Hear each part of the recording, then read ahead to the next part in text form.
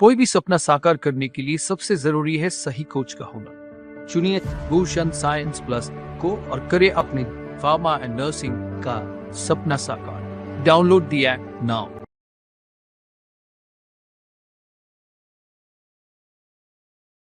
Class join करो।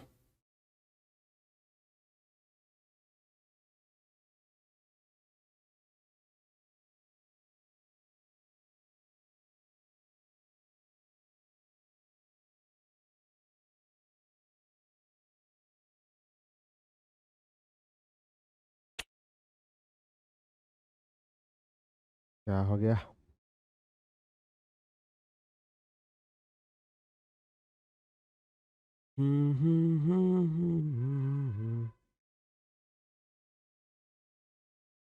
अभी हो रहा है।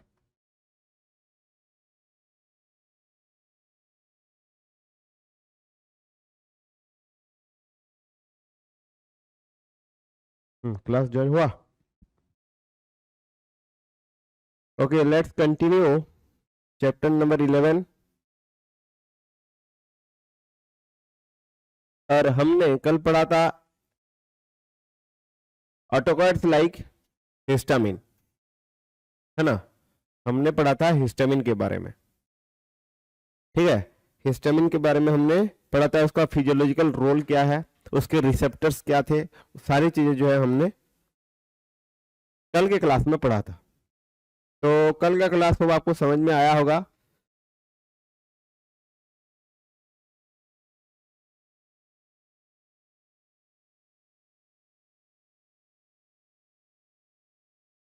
तो मेनली देखा जाए तो आपका जो हिस्टामिन है, ये जो ऑटोकॉइड्स होते हैं, तो ये टॉपिक का नाम लिख देते हैं यहाँ, ऑटोकॉइड्स। ऑटोकॉइड्स, और ऑटोकॉइड्स में पहला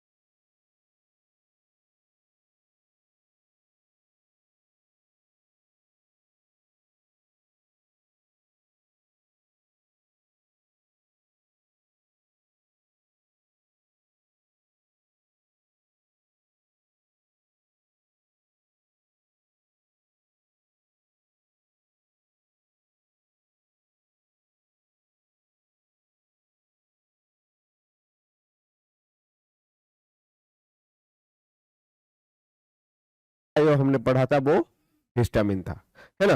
और जैसे कि मैंने बोला, हिस्टामिन जो है वो बहुत सारे बायोलॉजिकल फंक्शंस में जो है पार्टिसिपेशन करते हैं। जैसे कि आपका इम्यून सिस्टम जब एक्टिवेट होता है तो मास्ट सेल से आपका जो हिस्टामिन है वो रिलीज होता है, व्हाइट ब्लड सेल से रिलीज होता है ना। आपके इंटेस्टाइन में या गट में, ठीक है, इसका फिजियोलॉजिकल फंक्शन होता है। As a neurotransmitter brain में जो है ये रिलीज होता है। तो बहुत सारे इसके फंक्शंस हमने पढ़े थे, ठीक है। हिस्टामिन के रिसेप्टर्स के बारे में भी पढ़े थे हमने। 3 या 4 टाइप के रिसेप्टर्स हमने देखे थे, H1, H3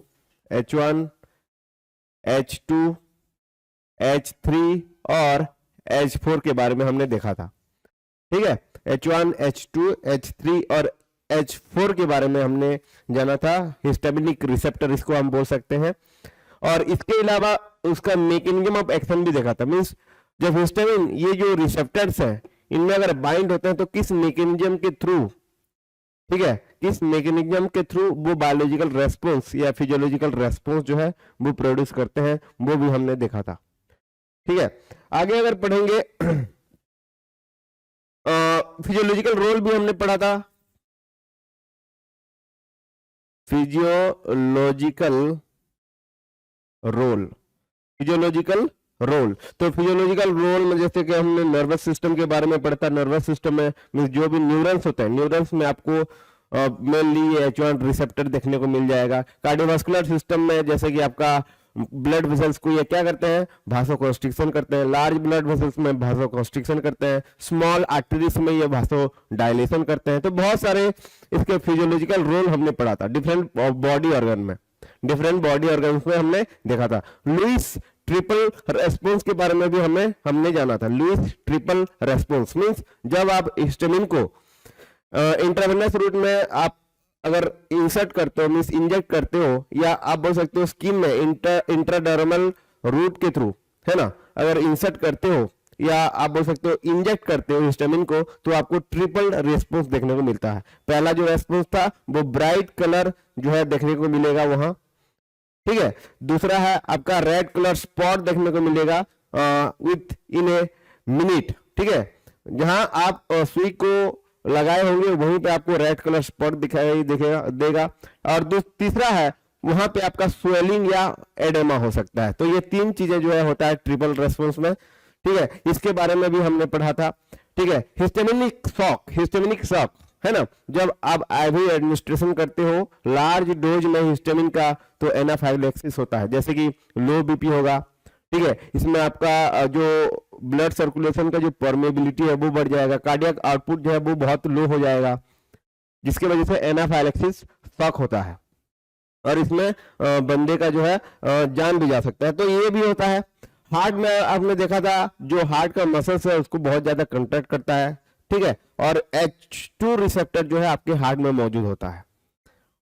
एलर्जिक रिएक्शन के लिए भी हिस्टामिन जो है बहुत इंपॉर्टेंट है ना। जो भी आपको जुकाम होता है, सर्दी होता है, वो मेनली हिस्टामिन के वजह से होता है, ठीक है, हिस्टामिन के वजह से होता है, ठीक है। इसके अलावा हमने स्मूथ मसल में पढ़ा था, स्मूथ मसल को ये कंट्रैक्ट करते हैं। H1 रिसेप्टर अगर स्मूथ मसल में है तो वहां कंट्रैक्ट होगा, H2 रिसेप्टर अगर स्मूथ मसल में है तो वो रिलैक्स होगा।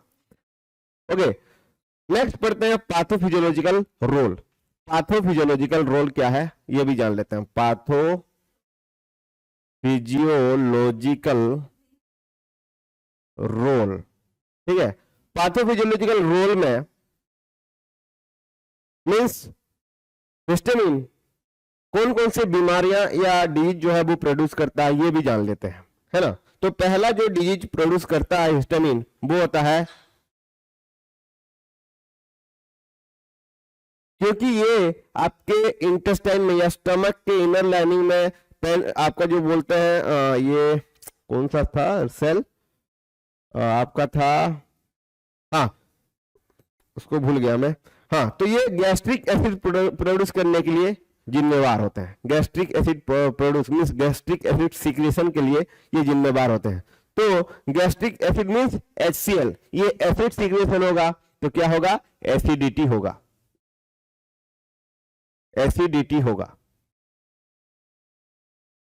ठीक है, समझ में आया। दूसरा पैथोफिजियोलॉजिकल रोल में एलर्जिक फेनोमेनन हमने पढ़ा था। एलर्जिक प्रोड्यूस करता है ये आपका हिस्टामिन, ठीक है। एलर्जिक फेनोमेनन जैसे कि hyper sensitivity reaction, hyper sensitivity reaction, ठीक है, हाइपर सेंसिटिविटी रिएक्शन, ठीक है। और तीसरा है इन्फ्लामेशन क्रिएट करता है बॉडी में, इन्फ्लामेशन क्रिएट करता है, ठीक है, इन्फ्लामेशन क्रिएट करता है बॉडी में। Fourth one is tissue growth and repair. Fourth one इसका पैथोफिजियोलॉजिकल रोल है tissue growth and repair. Tissue growth and repair को में भी ये पैथोलॉजिकल रोल जो है वो हिस्सेदारी इसका रहता है, मीन्स ये एक्टिवली पार्टिसिपेट करता है, ठीक है। Fifth one is headache. Headache means histamine के वजह से आपको हेडेक भी हो सकता है, क्योंकि हेडेक कब होता है, जब ब्लड वेसल्स जो है वो कंस्ट्रिक्ट हो जाते हैं, ब्लड वेसल्स कंस्ट्रिक्ट हो जाते हैं, तो ऑक्सीजन सही कंसंट्रेशन में जो है पहुंच नहीं पाता उस पर्टिकुलर ऑर्गन को, मीन्स आप बोल सकते हो ब्रेन को नहीं पहुंच पाता, इसलिए जो है हेडेक होता है, ठीक है। ये पैथोफिजियोलॉजिकल रोल होता है हिस्टामिन का, pathophysiological role. What my point? तो फिजियोलॉजिकल रोल के बारे में पढ़ा, फिर हमने पढ़ा पैथोफिजियोलॉजिकल रोल। आपको एसिडिटी हो सकता है, आपको हाइपर सेंसिटिविटी हो सकता है, जैसे कि इसमें आपका runny nose, runny nose means नाक बहता है, रनी नोज, ठीक है, बहुत ज्यादा जुकाम होगा, सर्दी होगा, बार बार आपको स्नीजिंग आएगा, तो ये आपके एलर्जिक रिएक्शन के अंदर आता है, ठीक है। तो मैंने जैसे कि बोला था, हिस्टामिन जो होता है मोस्ट एनोइंग केमिकल होता है बॉडी का। एनोइंग मीन बहुत ज्यादा बॉडी को ये इरिटेट करता है, तो एनोइंग केमिकल होता है आपका हिस्टामिन, मैंने लास्ट क्लास में आपको पढ़ाया था। आगे बढ़ते हैं, हम पढ़ेंगे हिस्टामिन के एगोनिस्ट के बारे में, है ना। हम पढ़ेंगे हिस्टामिन के एगोनिस्ट के बारे में।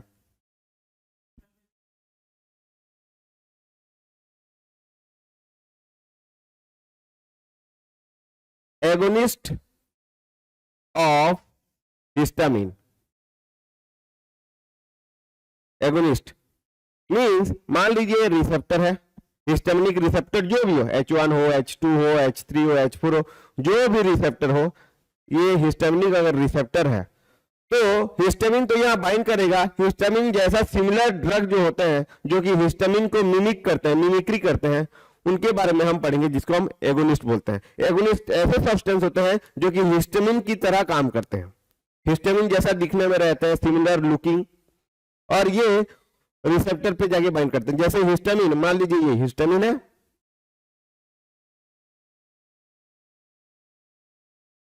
मान लीजिए हिस्टामिन है, ठीक है। और एगोनिस्ट में से मैं अगर एग्जांपल दूं, जैसे कि बीटाजोल, बीटाजोल, बीटाजोल जो है ये एक एगोनिस्ट होता है। इसके अलावा इम्प्रोमिडिन, ठीक है, इसके अलावा और एक एगोनिस्ट होता है जिसको हम बोलते हैं इम्प्रोमिडिन, इम्प्रोमिडिन, ठीक है। और जैसे कि मेथी निपिप,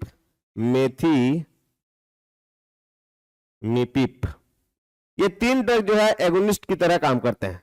अगर मेथिमिपिन के बारे में बात करें तो ये H3 रिसेप्टर पे जाके बाइंड करता है ना, H3 टाइप के रिसेप्टर पे जाके, means H3 type histaminic receptor पे जाके बाइंड करता है। बीटा जोल के बारे में अगर करेंगे तो ये H मेनली आपका जो रिसेप्टर होता है H2 और H1 दोनों में जाके बाइंड करता है, H1 और H2 दोनों रिसेप्टर पे जाके बाइंड करता है। और ये सिमिलरली, है ना, सिमिलरली ये हिस्टामिन की तरह ही रिसेप्टर पे जाके बाइंड करते हैं। फिर हिस्टामिन जैसे जैसे काम करता है, उसका जैसे बॉडी में फिजियोलॉजिकल रेस्पॉन्स होता है, फिजियोलॉजिकल रोल होता है, वैसे ही इन ड्रग्स का भी फिजियोलॉजिकल रोल होता है। What my point? ये होते हैं एगोनिस्ट। हम बात करते हैं थेरापेटिक यूजेस के बारे में।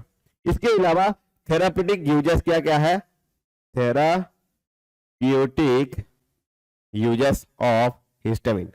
थेरापेटिक यूजेस क्या मीन्स हिस्टामिन को हम किस कंडीशन में दे सकते हैं, किस बीमारी में हम हिस्टामिन को देते हैं, ठीक है, किस बीमारी में हम हिस्टामिन को देते हैं। तो मेनली डायग्नोस्टिक पर्पस के लिए हम इसको इस्तेमाल करते हैं, डायग्नोस्टिक पर्पस के लिए हम इसको इस्तेमाल करते हैं। जैसे कि मान लीजिए आपका एलर्जी टेस्टिंग होता है, एलर्जी टेस्टिंग में मैंने जैसे कि बताया था, एंटीजन जो होते हैं, जो फॉरेन बॉडी होते हैं, जो बॉडी में एंटर करते हैं, जैसे कि माइक्रो ऑर्गेनिज्म हो गया, जो पोल्यूशन हो गया, ये सारे जो है आपके एलर्जेंस होते हैं या एंटीजेंस होते हैं, एलर्जेंस या एंटीजेंस, है ना, जो बॉडी में एलर्जिक रिएक्शन प्रोड्यूस करते हैं।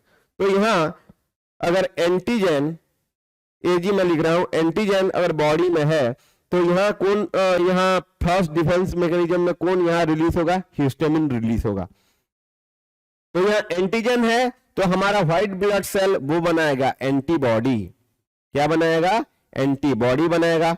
एंटीबॉडी अगर बनाएगा, ठीक है, तो यहाँ दोनों मिलके क्या करेंगे? इम्यून सिस्टम को एक्टिवेट करेंगे, इम्यून सिस्टम को एक्टिवेट करेंगे, जिसमें से क्या निकलेगा? आपका हिस्टामिन निकलेगा, ठीक है। और हिस्टामिन निकला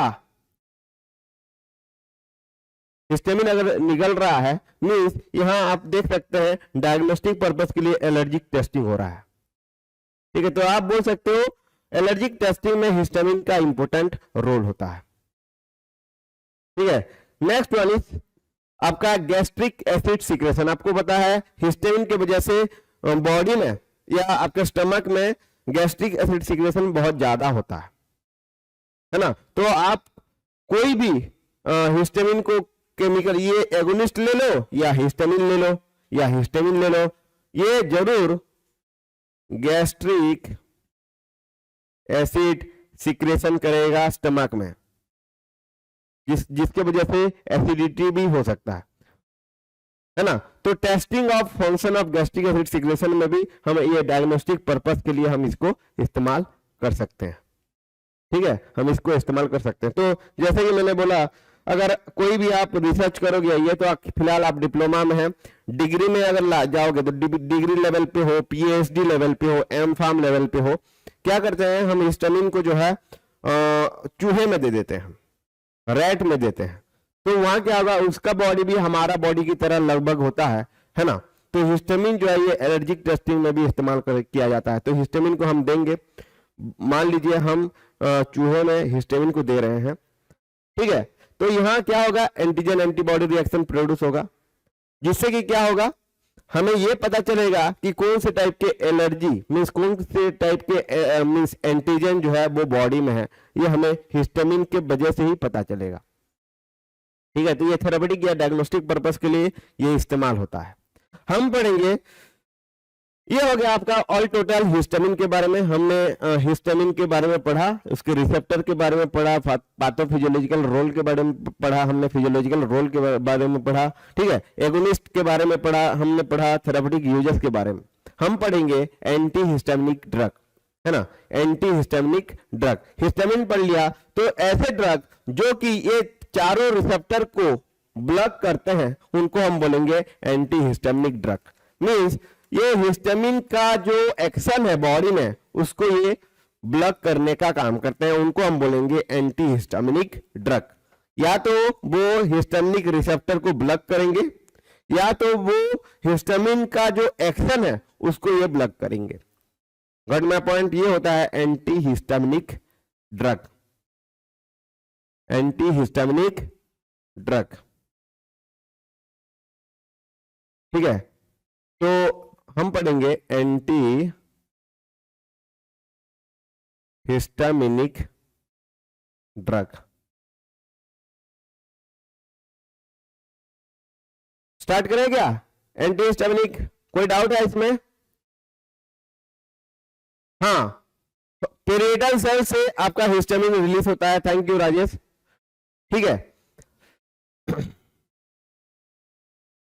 तो होप आपको इतना समझ में आया।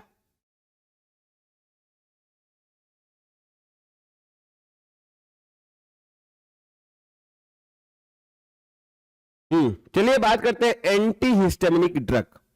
एंटी हिस्टामिनिक, तो आपने जरूर इस मेडिसिन को लिया होगा, लेवोसेट्रिजिन, सेट्रिजिन हो या लेवोसेट्रिजिन हो। ठीक है, आपको सर्दी हो गया है, जुकाम हो गया है, तो एलर्जी को मिटाने के लिए, एलर्जी से मुक्ति दिलाने के लिए सेट्रिजिन और लीवोसेट्रिजिन का हम इस्तेमाल करते हैं। और सेट्रिजिन, लीवोसेट्रिजिन जो है ये एंटी हिस्टामिनिक ड्रग के अंदर आते हैं। समझ में आया? तो आपने जरूर इसका इस्तेमाल किया होगा। अगर इस्तेमाल किए हैं तो कमेंट में लिखेंगे लीवोसेट्रिजिन। अगर आपने कभी भी अपने सर्दी जुकाम के लिए लीवोसेट्रिजिन या सेट्रिजिन का इस्तेमाल किए हैं तो आप कमेंट में लिखेंगे लीवोसेट्रिजिन।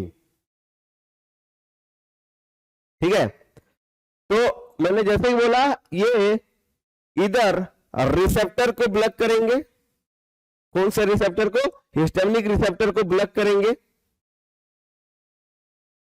या मीन्स इसमें अगर बाइंड करते हैं तो हिस्टामिनिक रिसेप्टर को यहां ब्लॉक करेंगे, या जो एक्शन है, जो हिस्टामिनिक का एक्शन है, क्योंकि देखो हमेशा जो एंटी हिस्टामिनिक होते हैं वो एंटागोनिस्ट होते हैं, है ना। ये एंटी का मतलब हुआ एंटागोनिस्ट, एंटागोनिस्ट। और एंटागोनिस्ट जो है वो रिसेप्टर को ब्लॉक करता है, रिसेप्टर को ब्लॉक करता है, और जो एगोनिस्ट का क्या, या जो लिगांड है, एगोनिस्ट या लिगांड, उसका जो एक्शन है, ये जो एगोनिस्ट या लिगांड का जो एक्शन है उसको ये ब्लॉक करता है। तो दो चीजें यहां ब्लॉक हो रही हैं, है ना। तो जैसे कि हिस्टामिन का जो एंटागोनिस्ट है वो हिस्टामिन को रिसेप्टर के साथ बाइंड करने नहीं देंगे, है ना। वो खुद जाके, एंटी हिस्टामिनिक ड्रग खुद जाके रिसेप्टर के ऊपर बाइंड हो जाएंगे और यहाँ जो हिस्टामिन है उसको बाइंड नहीं करेंगे और ये रिसेप्टर को ब्लॉक कर देंगे। ठीक है, ये होता है एंटी हिस्टामिनिक ड्रग। ठीक है, तो एंटागोनिस्ट में अगर बहुत सारी क्लासिफिकेशन है, अगर हम इसके बारे में पढ़ेंगे, ठीक है, तो इसके स्पेसिफिकली H1 एंटागोनिस्ट आपको मिल जाएगा, H1 receptor antagonist, H2 receptor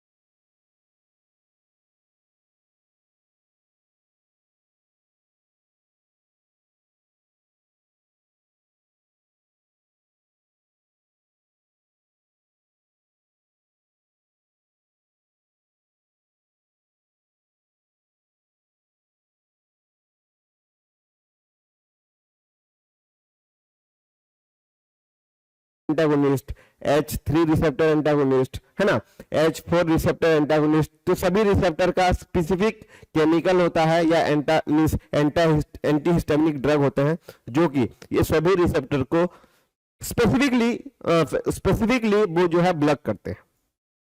समझ में आया? तो इसमें क्लासिफिकेशन चलिए जानते हैं, एंटी हिस्टामिनिक ड्रग में क्या क्या इसके क्लासिफिकेशन होते हैं। Classification of antihistaminic drug, classification. Okay, classification पहला आता है first generation H1 antagonist. First generation H1 means H1 receptor का एंटागोनिस्ट के बारे में हम पढ़ रहे हैं, एंटागोनिस्ट, है ना, फर्स्ट जेनरेशन। और इसका अगर स्पेशलिटी देखें, ये जो क्लास ऑफ ड्रग होता है ये आपके ब्लड ब्रेन बैरियर को रेडिली मीन्स कम लेवल पे, थोड़ा सा लेवल पे जो है क्रॉस कर पाता है। यहां cross blood brain barrier readily and produce, दूसरा चीज है, दूसरा स्पेशलिटी क्या है, प्रोड्यूस ड्राउजीनेस।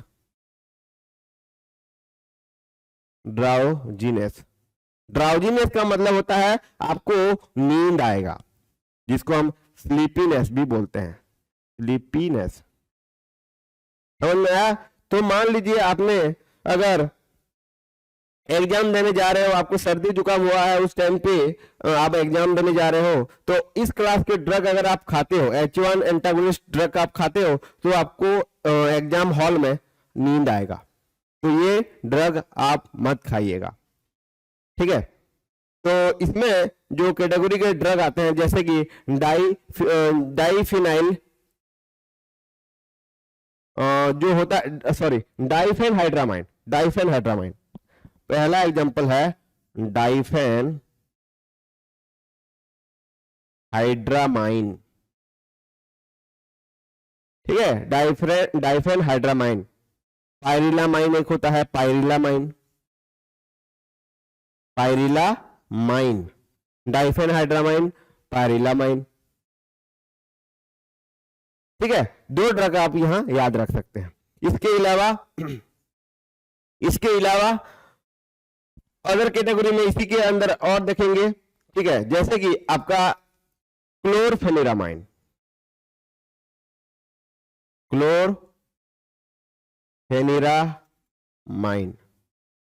क्लोरफेनिरामाइन, ठीक है। इसमें आता है साइक्लिजीन, साइक्लिजीन, ओके, साइक्लिजीन। इसमें आता है मैक्लिजीन, साइक्लिजीन, मैक्लिजीन, ठीक है, साइक्लिजीन, मैक्लिजीन, बहुत सारे। तो ये कुछ कुछ केमिकल्स के डेरिवेटिव होते हैं, है ना। जैसे कि मैं बोलूं ये जो आपका क्लोरफेनिरामाइन है ना, ये अल्काइलामाइन के डेरिवेटिव होता है, अल्काइलामाइन का डेरिवेटिव होता है। लेकिन आपको जो है डेरिवेटिव लिखना नहीं है, सीधा आप एग्जांपल्स ऐसे दे सकते हैं, है ना, एग्जांपल्स आप ऐसे देख सकते हैं, मैक्लिजीन, साइक्लिजीन, ठीक है। ये सारे फर्स्ट जनरेशन एंटीहिस्टामिनिक होते हैं। और H1 एंटीहिस्टामिनिक मींस ये स्पेसिफिकली H1 रिसेप्टर पे काम करते हैं, है ना, स्पेसिफिकली H1 रिसेप्टर पे जाके बाइंड करते हैं और उस रिसेप्टर को ब्लॉक करते हैं, इसलिए इसको बोला जा रहा है फर्स्ट जनरेशन H1 एंटागोनिस्ट। आप यहाँ थोड़ा सा भी आइडिया लगा सकते हैं। देखो ये H2, H3, H4 क्यों यहाँ नहीं लिखा गया, क्योंकि ये जो H1 है ये पहला बार डिस्कवर किया गया है, इसलिए जो ड्रग पहला बाइंड किया गया, मींस जो ड्रग पहले मींस इसको खोजा गया था, इस ड्रग को अगर खोजा गया था, ये जो ड्रग है कहाँ पे ये बाइंड करते थे, H1 रिसेप्टर पे बाइंड करते थे, समझ में आया। तो इसलिए यहाँ फर्स्ट जनरेशन H1 एंटागोनिस्ट आप दे सकते हैं, ठीक है। इसमें और आता है प्रोमिथाजिन, जैसे कि प्रोमिथाजिन, प्रोमिथाजिन, है ना, साइप्रोहेप्टिडीन, ये भी आता है साइप्रोहेप्टिडीन, साइप्रोहेप्टिडीन, ठीक है। तो आपको ये सभी जो है याद रखना है। तो हमने पढ़ा फर्स्ट जनरेशन H1 एंटागोनिस्ट, ठीक है। सेकेंड जनरेशन H1 एंटागोनिस्ट के बारे में हम पढ़ेंगे। सेकेंड जनरेशन H1 एंटागोनिस्ट के बारे में पढ़ेंगे, एंटागोनिस्ट, ठीक है। ये तो दूसरा हो गया, ठीक है। तो ये मेनली सेकेंड जनरेशन वाले जो है ये उतना आप देख सकते हैं, उनका कुछ ऐसे स्पेसिफिक उनका कैरेक्टरिस्टिक नहीं रहता। लेकिन मैं आपको बता दूं, इसमें अगर जो ड्रग्स आते हैं एग्जांपल्स के तौर पर मैं अगर देखता हूं, ठीक है, तो एक्रीभास्टिन,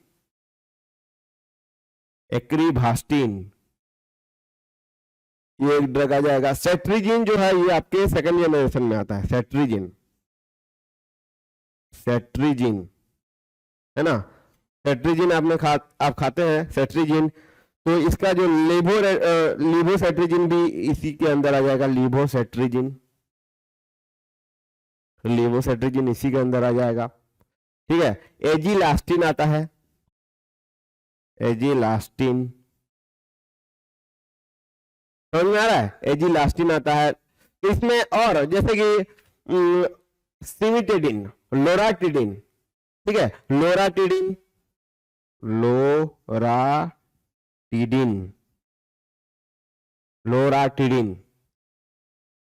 ठीक है। तो इनका अगर स्पेसिफिकली हम जैसे कि यहाँ फर्स्ट जनरेशन में देखें, ये ब्लड ब्रेन बैरियर को रेडिली क्रश कर पाते थे, थोड़ा सा क्रश कर पाते थे। लेकिन ये जो सेकंड जनरेशन H1 एंटागोनिस्ट होते हैं, ये don't cross blood brain barrier, ये ब्लड ब्रेन बैरियर को नहीं क्रॉस कर पाते, रेडिली आप बोल सकते हो, है ना। तो यहाँ जो ड्राउजीनेस होगा वो क्या होगा, यहाँ ड्राउजीनेस प्रोड्यूस करते थे, बट यहाँ ड्राउजीनेस जो है, ड्राउजीनेस यहाँ लेस प्रोड्यूस करेंगे, लेस ड्राउजीनेस प्रोड्यूस करेंगे, ठीक है। तो मैंने जैसे कि बोला, एग्जाम हॉल पे अगर आप इन फर्स्ट जनरेशन से अगर कोई ड्रग लेके जाते हो, खा के जाते हो, तो आपको नींद आ सकता है, क्योंकि ये जो ड्रग होता है आपके ब्रेन तक रेडिली पहुंच पाते हैं, है ना, ब्लड ब्रेन बैरियर को क्रश कर पाते हैं। लेकिन जो सेकंड जनरेशन में हमने पढ़ा, सेट्रिजिन, लिवोसेट्रिजिन, एजिलास्टिन, लोराटिडिन, ठीक है, ये मेनली ब्लड ब्रेन बैरियर को यहाँ क्रॉस नहीं कर पा रहे हैं, तो ये आपको नींद, जिसको हम स्लीपीनेस बोल रहे हैं, नींद आपको नहीं आएगा, है ना। तो ये जरूर, अगर आपको बुखार हुआ है, सॉरी सर्दी सर्दी जैसे एलर्जी स्नीजिंग हो रहा है, तो आप जो है लेवोसेट्रिजिन हमेशा खा के जाना। बट माय पॉइंट समझ में आया? कोई डाउट है इसमें?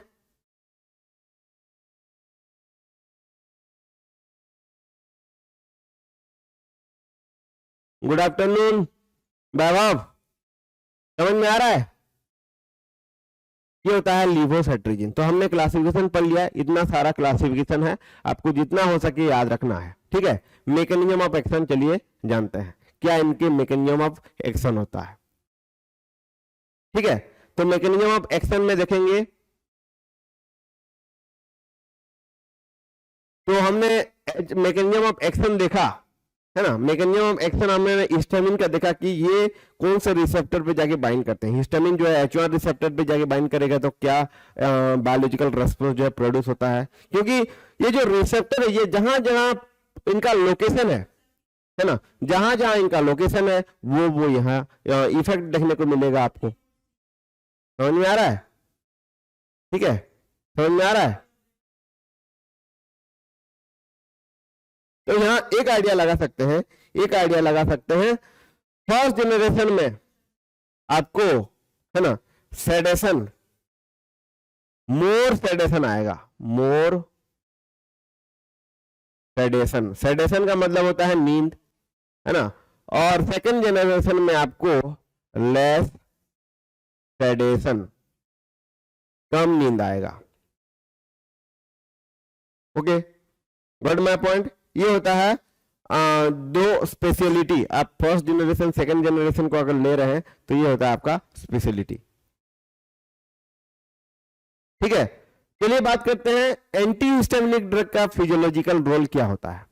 एंटी हिस्टामिनिक ड्रग का फिजियोलॉजिकल रोल क्या होता है? तो आपने अगर हिस्टामिन के बारे में अच्छे से समझा है तो आपको बहुत ज्यादा आसानी होगा एंटी हिस्टामिनिक ड्रग का फिजियोलॉजिकल रोल, है ना।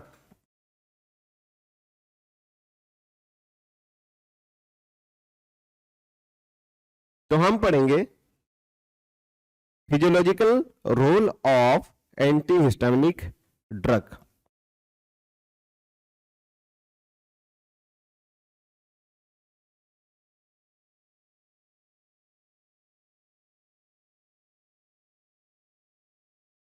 क्या फिजियोलॉजिकल रोल होता है, ठीक है। तो जो एंटागोनिस्ट होते हैं, जितने भी हमने पढ़ा, सेट्रिजिन, लिवोसेट्रिजिन, जो फर्स्ट जनरेशन सेकंड जनरेशन के एंटी हिस्टामिनिक ड्रग होते हैं, ठीक है, ये अगर H1 रिसेप्टर को अगर ब्लॉक करते हैं, H1 रिसेप्टर को अगर ब्लॉक करते हैं तो क्या क्या हमें फिजियोलॉजिकल रोल दिखाई देगा, मैं आपको बताता हूं। क्योंकि आपको पता है H1 रिसेप्टर जो है आपके ब्लड वेसल्स में पाया जाता है, आपके हार्ट में पाया जाता है, ठीक है, समझ में आया, स्मूथ मसल में पाया जाता है। तो हम इसका फिजियोलॉजिकल रोल अगर लिखेंगे तो पहला कैपिलरीज को ये डायलेट करने का काम करते हैं। जो आपके कैपिलरीज सबसे छोटे ब्लड वेसल्स होते हैं उसको ये डायलेट करने का काम करते हैं, ठीक है। BP, blood pressure, blood pressure आपको पता है हिस्टामिन क्या करता था, ब्लड प्रेशर को लो करता था, तो ये भी लो करेंगे, डिक्रीज बीपी, ठीक है। तो H1 जो था, H1 रिसेप्टर पे अगर हिस्टामिन बाइंड करता है तो क्या होता था, बीपी हाई होता था, तो यहां लो होगा। तो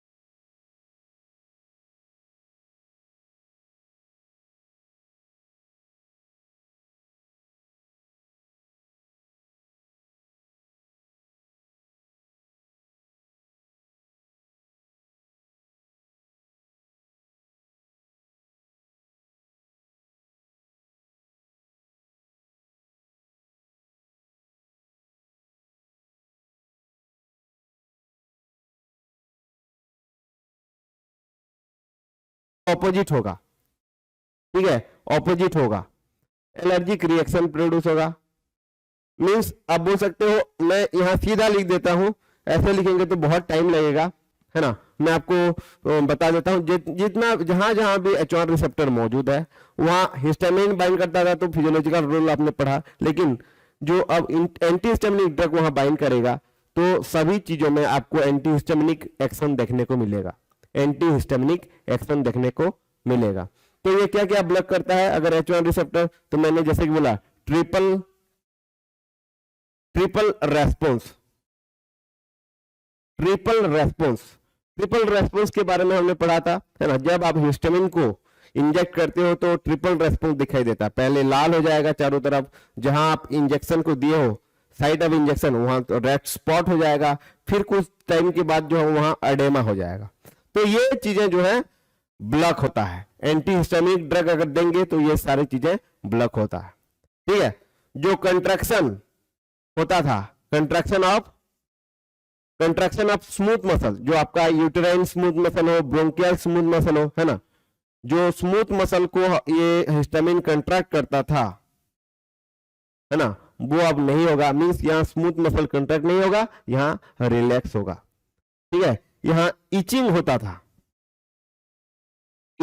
था, एलर्जिक रिएक्शन की वजह से इचिंग होता था, वो अब नहीं होगा, क्योंकि यहाँ एंटी हिस्टामिन ड्रग्स जो है हिस्टामिन को जो है उसका एक्शन को यहाँ ब्लॉक कर रहे हैं, ठीक है। जितने भी एलर्जिक रिएक्शन होते थे, मान लीजिए एलर्जिक रिएक्शन जो प्रोड्यूस करता था, है ना, हिस्टामिन, वो अब नहीं होगा। बीपी जो डिक्रीज होता था, बीपी जो लो होता था, वो अब नहीं होगा। तो ये आप ऑपोजिट एक्शन देख सकते हैं, क्योंकि ये ऑपोजिटली काम कर रहे हैं, इसलिए इसको एंटागोनिस्ट भी बोला जा रहा है ना। एंटागोनिस्ट वो होते हैं जो एगोनिस्ट का काम को मींस जो एगोनिस्ट का काम होता है उसका ऑपोजिट काम करते हैं, इसलिए इसको एंटागोनिस्ट बोला जाता है। तो यहाँ एगोनिस्ट होता है हिस्टामिन और एंटागोनिस्ट होते हैं जो आपके फर्स्ट और सेकंड जनरेशन के ड्रग्स, ठीक है। तो ये सिंपल है। आप अगर हिस्टामिन के बारे में पढ़े तो ये आराम से आप इसके बारे में भी जान सकते हैं, ठीक है। तो ये मैंने बताया H1, ठीक है। H1 ये आप बोल सकते हो H1 रिसेप्टर अगर ब्लॉक हो रहा है तो ये सारी चीजें हो रहा है, मींस ट्रिपल रेस्पॉन्स जो है ये ब्लॉक हो रहा है, स्मूथ मसल कंट्रैक्शन जो हो रहा था ये अब रिलैक्स हो जाएगा, ठीक है। इचिंग जो हो रहा था वो नहीं होगा, ठीक है। एलर्जिक रिएक्शन जो हो रहा था वो नहीं होगा, बीपी लो हो रहा था वो नहीं होगा, नो आप लिख सकते हैं, ओके। दूसरी बात हम क्लियरली अगर एंटी एलर्जिक रिएक्शन अगर देखेंगे, मींस फिजियोलॉजिकल रोल में एंटी हिस्टामिनिक क्या क्या होता है, एंटी एलर्जिक एक्टिविटी, है ना, एंटी एलर्जिक एक्टिविटी, क्योंकि ये एंटी हिस्टामिनिक है, मींस एंटी एलर्जिक रिएक्शन इसका एक्टिविटी देखने को मिलेगा। जैसे कि यहाँ एलर्जिक में इचिंग होता है, खुजली होता है ना, स्नीजिंग होता है, वो सारी चीजें जो है उसको ट्रीट कर सकता है या ठीक कर सकता है, ठीक है। एडेमा होता था, एडेमा या स्वेलिंग जिसको हम बोलते हैं वो होता है, ठीक है। तो यहां सभी चीजों को ऑपोजिट काम करेगा, ठीक है। जैसे सेंट्रल नर्वस सिस्टम को ये स्टिमुलेट करता था, है ना।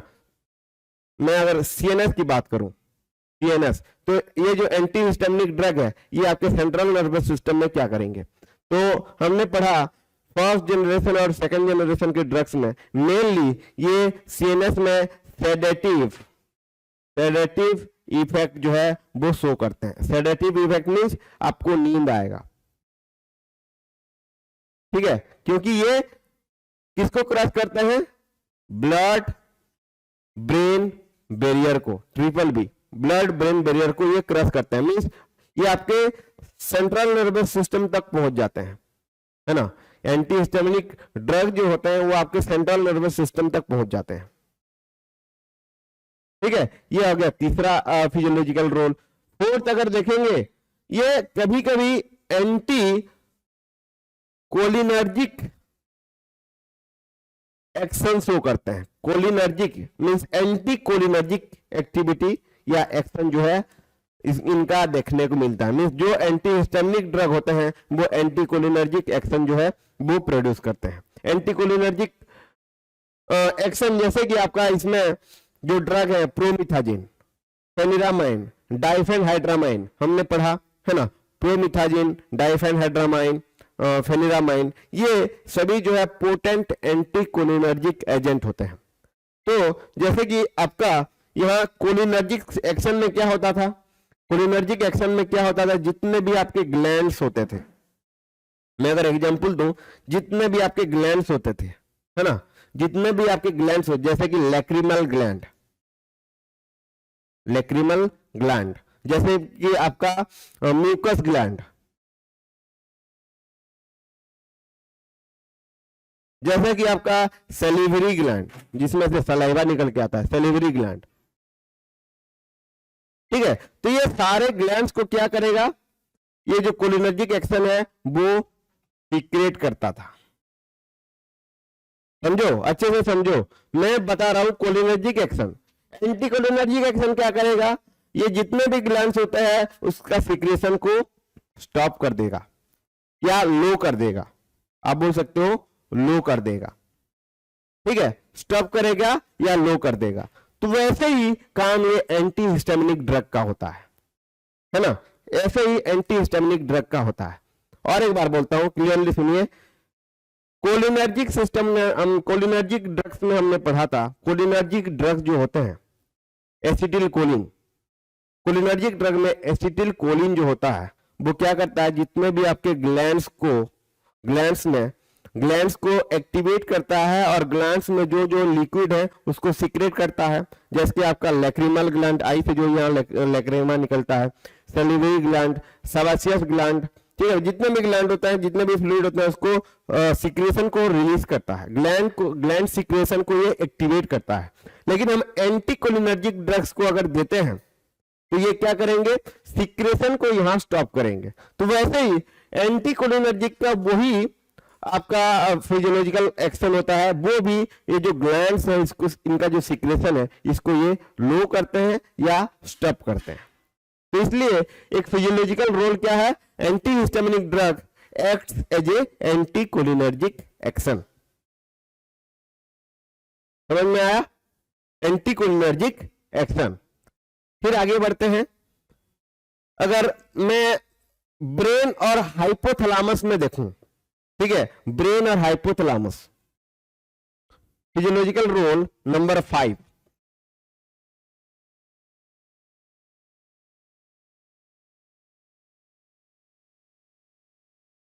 तो हाइपोथैलेमस आपको पता है, हाइपोथैलेमस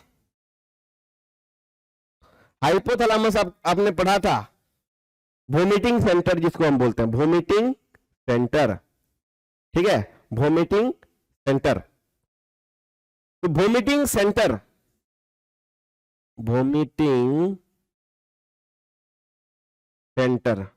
हाइपोथैलेमस को वोमिटिंग सेंटर बोल सकते हैं। या कुछ हाइपोथैलेमस की वजह से पार्किंसोनिज्म होता है, पार्किंसोनिज्म क्यों होता है, ये इम्बैलेंस बिटवीन एसिटिल कोलिन और डोपामाइन की वजह से होता है। एसिटिल कोलिन जो है यहां बढ़ जाता है, डोपामाइन का लेवल जो है वो कम जाता है, ठीक है, इसके लिए आपका पार्किंसोनिज्म होता है। हमने ऑलरेडी पार्किंसन के ड्रग्स के बारे में, पार्किंसोनिज्म के बारे में पढ़ा है, एंटी पार्किंसोनिज्म ड्रग्स के बारे में भी पढ़ा है। तो यहां जैसे कि हम बोल रहे थे कि जो एंटी हिस्टामिनिक ड्रग है वो anti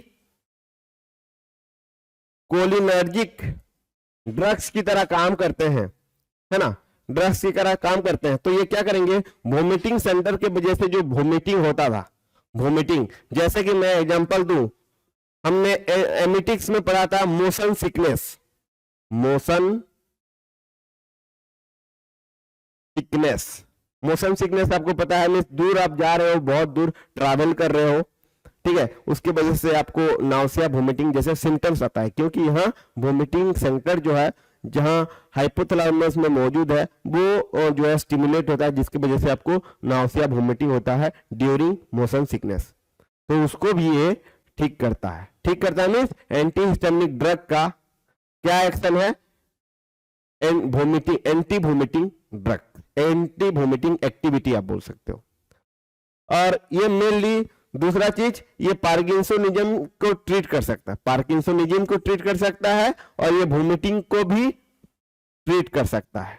treatment of vomiting and parkinsonism, है ना, जैसे एंटीकोलिनर्जिक करता है वैसे आपका एंटी हिस्टामिनिक ड्रग भी करते हैं।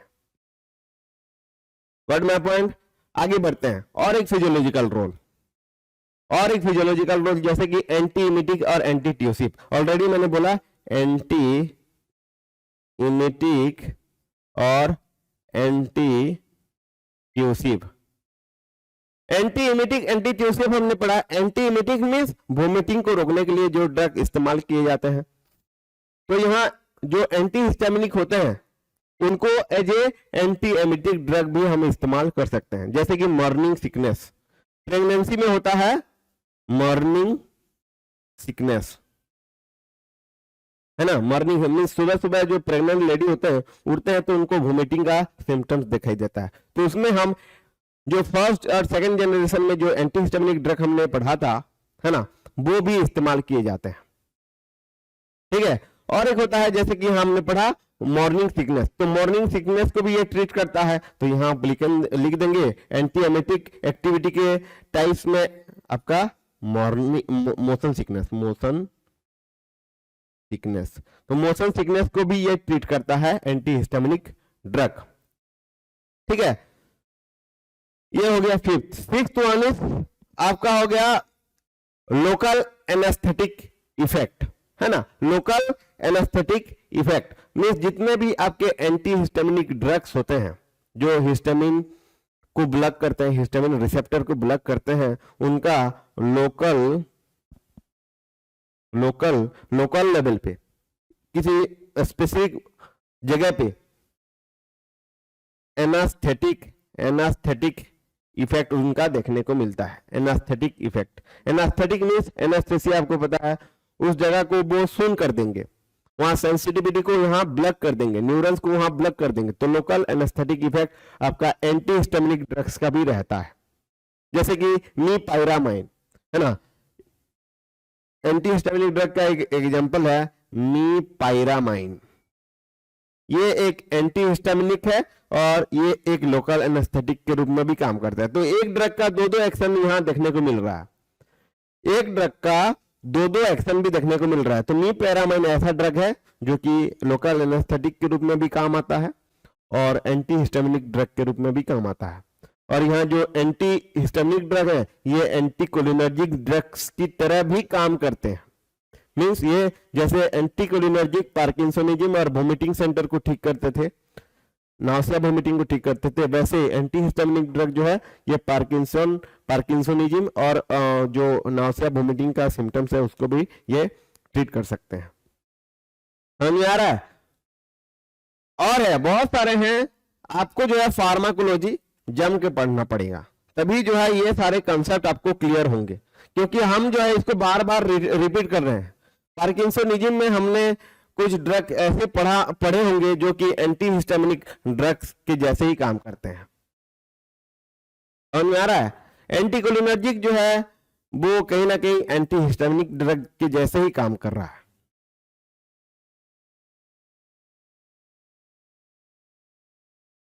ओके, ब्लड प्रेशर में अगर देखेंगे, ब्लड प्रेशर में ये एंटी हिस्टामिनिक ड्रग का क्या इंपॉर्टेंट रोल होता है, ठीक है। और ये बीपी को लो करते हैं, ये जान लो, बीपी को लो करते हैं, बीपी को लो करते हैं। तो ये हो गया फिजियोलॉजिकल रोल, है ना।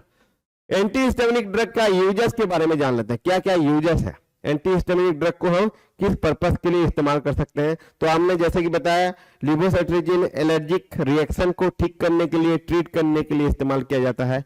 एलर्जिक रिएक्शन को ट्रीट करने के लिए हम इस्तेमाल कर सकते हैं, ठीक है। As a pre anaesthetic medication के तौर पे इस्तेमाल कर सकते हैं। Pre anaesthetic medication, pre anaesthetic medication means anaesthesia देने से पहले हम जो है एंटी हिस्टामिनिक ड्रग देते हैं, क्योंकि एंटी हिस्टामिनिक ड्रग जो है जितने भी ग्लैंड सिक्रीशन है ना, जितने भी ग्लैंड सिक्रीशन है उनको ये रोकते हैं, जिसकी वजह से आपका लैक्रिमल सिक्रीशन नहीं होगा, सलाइवा सिक्रीशन नहीं होगा। समझ में आ रहा है? आपका सेबेशियस ग्लैंड, आपका जो स्किन हेयर में सेबेशियस ग्लैंड होता है वो नहीं होगा, स्वेटिंग ग्लैंड में स्वेट नहीं निकलेगा। तो ये प्री एनेस्थेटिक मेडिकेशन के तरह भी इस्तेमाल किया जाता है। ठीक है, एज ए सेडेटिव, सेडेटिव है ना, मीन्स किसी को नींद नहीं आ रहा है तो टेम्परेरी रूप से आप एंटी हिस्टामिनिक ड्रग को इस्तेमाल कर सकते हैं। सेडेटिव हिप्नोटिक बोल सकते हो, सेडेटिव हिप्नोटिक है ना, सेडेटिव हिप्नोटिक। और कभी कभी इसको हम एंटी एंजाइटी ड्रग्स में भी इस्तेमाल कर सकते हैं। एंजाइटी आपको पता है, हमने एंजाइटी के बारे में भी पढ़ा था। चिंता ग्रसित लोगों को भी हम जो है एंटी हिस्टामिनिक ड्रग देते हैं, और ये एंटी एंजाइटी ड्रग्स के हिसाब से भी उस पेशेंट को ट्रीट कर सकते हैं, ठीक कर सकते हैं। ठीक है, हमने अभी अभी पढ़ा पार्किंसोनिज्म को ठीक करने के लिए भी हम एंटी हिस्टामिनिक का,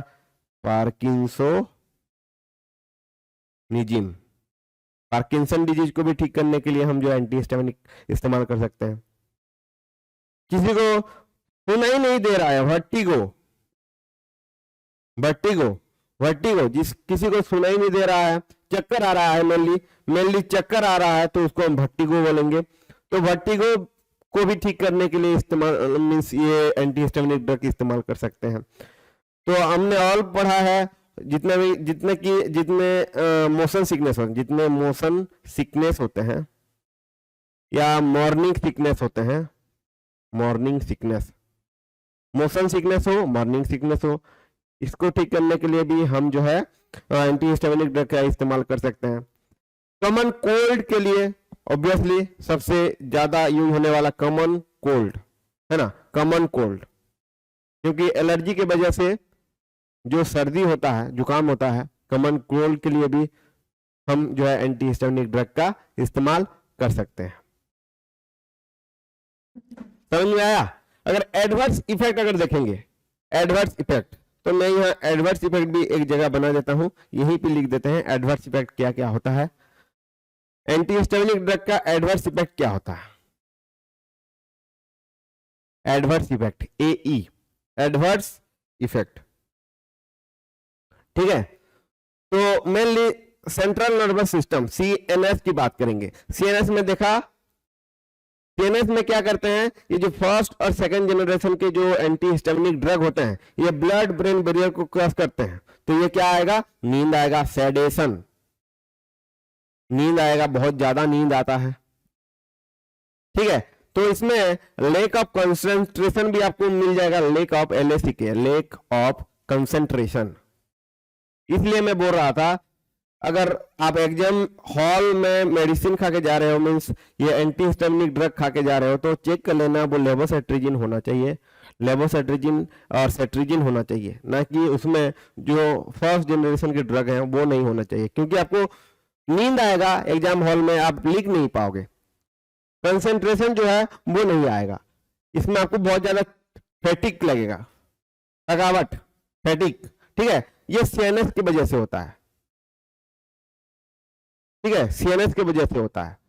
दूसरा चीज, अगर मैं बात करूं आपके ग्लैंड्स में, जितने भी ग्लैंड्स होते हैं, अभी हमने पढ़ा ग्लैंड्स, तो जितने भी लैक्रिमल ग्लैंड हो गया, सैलिवरी ग्लैंड हो गया, देखो लैक्रिमल ग्लैंड, सैलिवरी ग्लैंड, ये हमेशा माउथ को, आईज को जो है लिक्विड रखते हैं, मीन्स फ्लूइड भर के रखते हैं। आप बोल सकते हो उनके वजह से, ये जो लैक्रिमल ग्लैंड की वजह से जो है हमेशा हमारा जो स्किन है, हमारा जो चीजें हैं, हमारे जो हेयर्स हैं, वो हमेशा गीला रहता है, ग्लैंड की वजह से गीला रहता है। लेकिन अगर हम एंटी हिस्टामिनिक ड्रग देते हैं तो क्या करेंगे, वो ग्लैंड सिक्रेशन को कम करेंगे, जिससे कि हमें, जैसे कि मैं एग्जांपल दूं, ड्राई माउथ, मुंह जो है सूख जाएगा, ड्राई माउथ, क्योंकि सैलिवरी ग्लैंड को ये ब्लॉक करेगा तो ड्राई माउथ हो जाएगा। ड्राई नोज, यहां म्यूकस सिक्रेशन कम हो जाएगा तो ड्राई नोज हो जाएगा। लैक्रिमल सिक्रेशन अगर कम हो गया मीन्स जो आइस में जो लिक्विड निकलता है, फ्लूइड निकलता है, उसके वजह से आपको ब्लड विजन देखने को मिलेगा, ब्लड विजन, ब्लड विजन। ठीक है, तो ये आपके ग्लैंड सिक्रेशन, ग्लैंड्स का काम को ये रोकता है, इसलिए ये सारे कॉम्प्लिकेशंस या एडवर्स इफेक्ट हो रहा है। अगर मैं cardiovascular system CVS, cardiovascular system mainly heart और ब्लड वेसल्स को लेके बनता है, तो ब्लड वेसल्स में ये हाइपोटेंशन करता है। हाइपोटेंशन क्यों करता है? क्योंकि ये भासोडाइलेशन करते हैं, इसलिए हाइपोटेंशन होता है, भासोडाइलेशन याद रखेंगे। जब भासोडाइलेशन होता है तो हाइपोटेंशन होता है। ठीक है, next one is teratogenic effect. Teratogenic effect, teratogenic effect क्या होता है ये समझ लेते हैं। टेराटोजेनिक, टेराटोजेनिसिटी ड्रग भी बोलते हैं।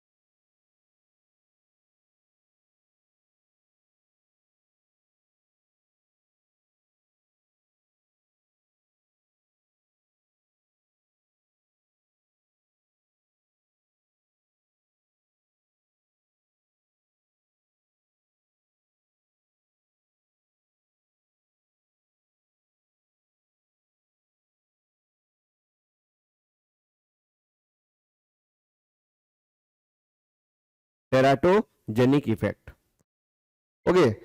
टेराटोजेनिक मतलब कोई भी प्रेग्नेंट लेडी है ना, कोई भी प्रेग्नेंट लेडी प्रेगनेंसी के दौरान अगर एंटी हिस्टामिनिक ड्रग को लगातार कई महीने तक, अगर कई महीने तक अगर खाता है, तो कभी कभी ये रिस्क रहता है कि जो होने वाला बच्चा है ना, जो पेट में पल रहा बच्चा है, वो उसका डेथ हो जाता है।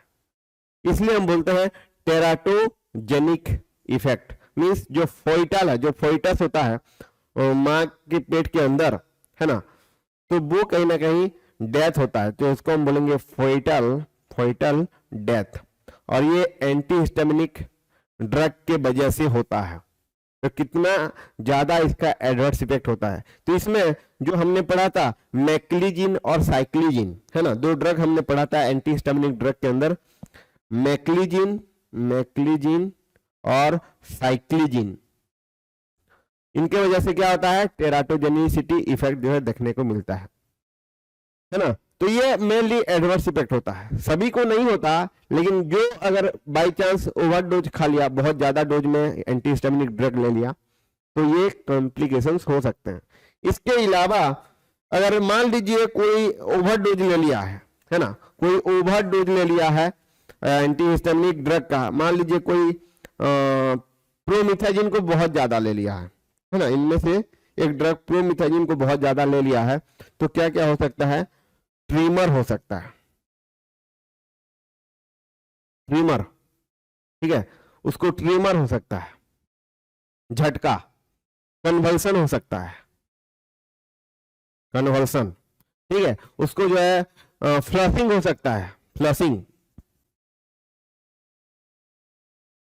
मीन्स कोई चीज जो है लाइट, बहुत ज्यादा लाइट सामने आ गया है जैसा आपको लगेगा, हाँ, जैसे आप मोबाइल कैमरा क्लिक करने के लिए, फोटो क्लिक करने के लिए फ्लैश ऑन करते हो, ऐसे ही फ्लैशिंग होता है, ठीक है। हाइपोटेंशन होता है, हाइपोटेंशन, क्योंकि ये भासोडाइलेशन करते हैं इसलिए हाइपोटेंशन होता है।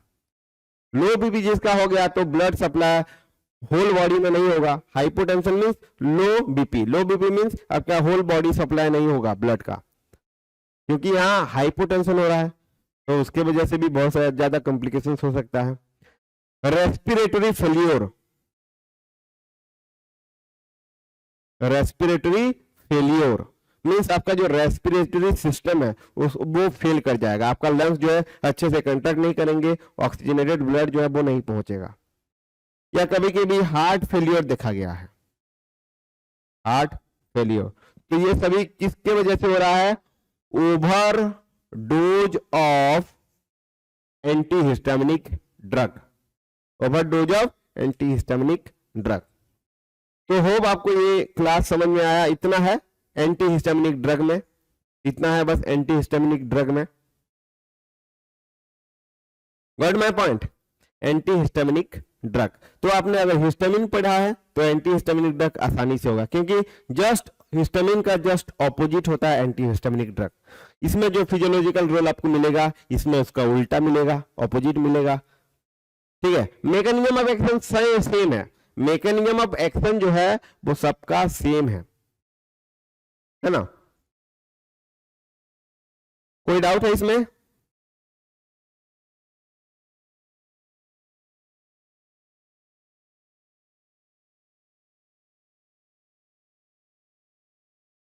हाँ, बहुत नींद आता है। ठीक है,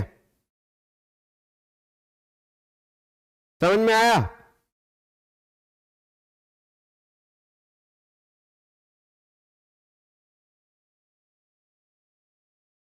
वैभव, SRM, ज्योति, ज्योति समझ में आ रहा है आपको? वैभव समझ में आ रहा है आपको?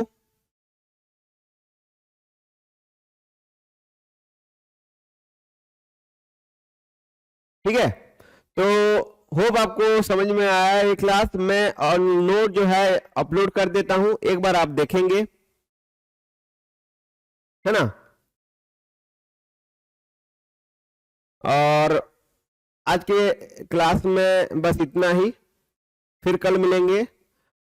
हम पढ़ेंगे, कल पढ़ेंगे हम 5 हाइड्रोक्सीटेप्टामिन, जिसको हम सेरोटोनिन बोलते हैं, और उसके बाद है प्रोस्टाग्लैंडिन। तो दो टॉपिक के बारे में क्लियरली पढ़ेंगे। तो हम कल पढ़ेंगे सेरोटोनिन और सेरोटोनिन एंटागोनिस्ट, है ना? सेरोटोनिन और सेरोटोनिन एंटागोनिस्ट के बारे में हम कल पढ़ेंगे, और प्रोस्टाग्लैंडिन जो है परसों खत्म कर देंगे। तो ये जो चैप्टर 11 है वो आपका खत्म हो जाएगा। फिर हम केमोथेरेपी स्टार्ट करेंगे, और उसके बाद हमारा drug acting on blood circulation, blood में जो जितने भी ड्रग्स काम करते हैं उनके बारे में पढ़ना है। चैप्टर नंबर शायद वो 7 या 8 है, 7 नहीं 8 ना, वो कितना है, हाँ ऐसा कुछ होगा। तो वो एक टॉपिक बाकी है, वो एक चैप्टर बाकी है ना? फिर हमारा केमोथेरेपी है वो बाकी है। तो 4 मेनली देखा जाए तो अभी तक 4 चैप्टर बाकी है फार्माकोलॉजी में। फिर जो आपका फार्माकोलॉजी इस जो सब्जेक्ट में वो खत्म हो जाएगा। ठीक है, तो आज के लिए बस इतना ही guys. Thank you, have a nice day.